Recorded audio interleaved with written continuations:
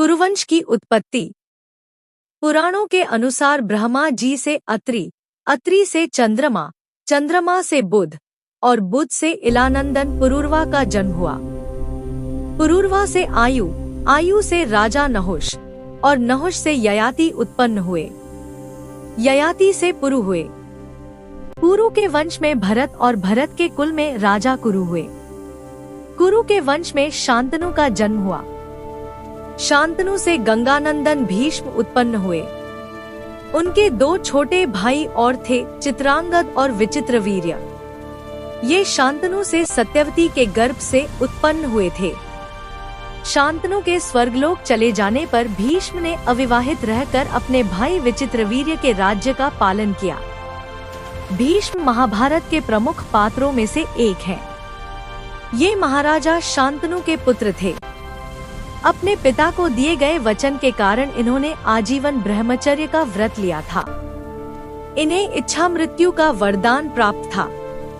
एक बार हस्तिनापुर नरेश दुष्यंत आखेट खेलने वन में गए। जिस वन में वे शिकार के लिए गए थे उसी वन में कण्व ऋषि का आश्रम था। कण्व ऋषि के दर्शन करने के लिए महाराज दुष्यंत उनके आश्रम पहुंच गए। पुकार लगाने पर एक अति लावण्यमयी कन्या ने आश्रम से निकलकर कहा, हे राजन, महर्षि तो तीर्थ यात्रा पर गए हैं, किंतु आपका इस आश्रम में स्वागत है। उस कन्या को देखकर महाराज दुष्यंत ने पूछा, बालिके आप कौन हैं? बालिका ने कहा, मेरा नाम शकुंतला है और मैं कण्व ऋषि की पुत्री हूँ।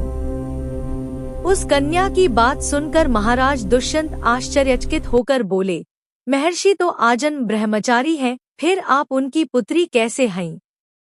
उनके इस प्रश्न के उत्तर में शकुंतला ने कहा, वास्तव में मेरे माता पिता मेनका और विश्वामित्र हैं। मेरी माता ने मेरे जन्म होते ही मुझे वन में छोड़ दिया था, जहाँ पर शकुंत नामक पक्षी ने मेरी रक्षा की, इसीलिए मेरा नाम शकुंतला पड़ा। उसके बाद कण्व ऋषि की दृष्टि मुझ पर पड़ी और वे मुझे अपने आश्रम में ले आए। उन्होंने ही मेरा भरण पोषण किया। जन्म देने वाला, पोषण करने वाला तथा अन्न देने वाला, ये तीनों ही पिता कहे जाते हैं। इस प्रकार कण्व ऋषि मेरे पिता हुए। शकुंतला के वचनों को सुनकर महाराज दुष्यंत ने कहा, शकुंतले, तुम क्षत्रिय कन्या हो। यदि तुम्हें किसी प्रकार की आपत्ति न हो तो मैं तुमसे विवाह करना चाहता हूँ।